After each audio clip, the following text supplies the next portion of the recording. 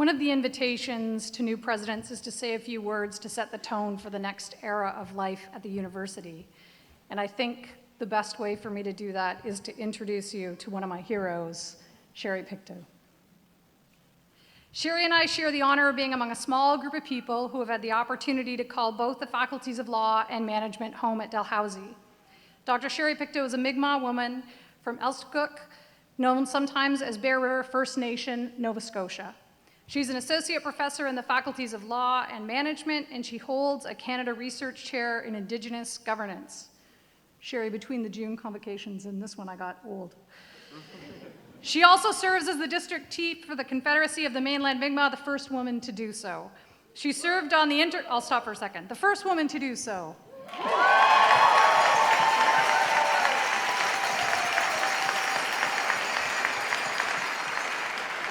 She served on the Intergovernmental Science Policy Platform on Biodiversity and Ecosystem Services Task Force on Indigenous and Local Knowledge. Dr. Pictou is a former chief for her community and former co-chair of the World Forum on Fisher Peoples. Her research interests include decolonizing treaty relations, social justice for Indigenous women, Indigenous women's role in food, lifeways, and fishery livelihoods, and gender roles in Indigenous governance. When I turned my mind to how we could start this era of Dalhousie in a good way, I thought immediately of Dr. Pictou. Because we share a couple of Dalhousie homes, I've had several opportunities to listen to her and to benefit from her wisdom and experience. She is ever curious, always thoughtful, and astonishingly brave. She asks amazing questions and connects seemingly disparate concepts and ideas. I hope that we are able to carry the spirit that seems to so characterize the way Dr. Pictou approaches her work and life with us on this next phase of our collective journey. Without more, please welcome your convocation speaker, Dr. Pictou.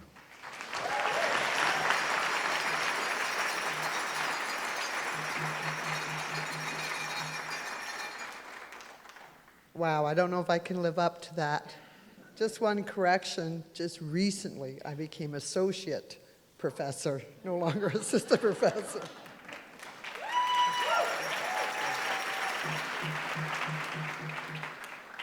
Okay, Kwe, hello. Greetings from these ancestral homelands of Mi'kmaq, in this great place we refer to as Jabukduk, the Great Harbor, located in one of the 7 traditional hunting and fishing districts, Sespenagati, the wild potato area, next to my traditional district, Gespuik, the last flow.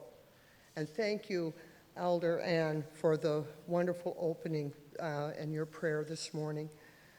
As a Mi'kmaq woman and scholar at Dalhousie University, it is with great honor to speak with you, the faculty, deans, staff, senior officials, invited guests, and especially to all of the graduating students, our PhD students. We have so many this year. Thank you. And along with the first chancellor of African descent, the 9th but first of African descent, Rustum Southwell, and the 13th and first female president of Dalhousie University, Dr. Kim Brooks. How great is that?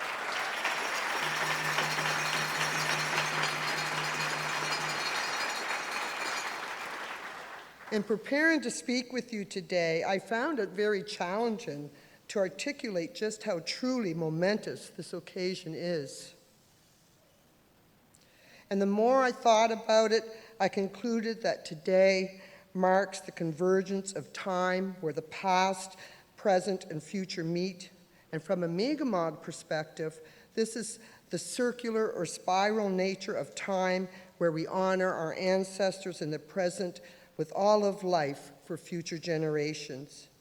And with your patience, I would like to share a couple of brief little stories about this convergence of time, beginning with my grandmother. Many moons ago, I'm not going to be so brave as our chancellor to tell my age, I wanted to quit high school, and my grandmother just could not understand this, and I know she wasn't very pleased with me, and she told me a story that has stayed with me throughout my life. She exclaimed, "Sherry, you can do and be anything you want to, And I think she added on there, you do not know how lucky you are. And she went on to explain to me how she wanted to be a nurse when she was younger, but it was illegal for her to do so. My grandmother was born in 1910. I always get emotional when I think of her. And for those of you who do not know, from 1876 to 1960, and even before 1876, Indigenous people were considered to be wards of the state under the Indian Act. And if you wanted to participate in Canadian society as a Canadian citizen, you had to renounce your Indigenous status, your identity, and basically move from the community. But here I stand before you today as a Mi'kmaq scholar, and as our president has introduced, the first female honorary district chief for the Confederacy of Mainland Mi'kmaq. And as a mother and grandmother, I graduated with my PhD only in 2017, but I realize that was 6 years ago.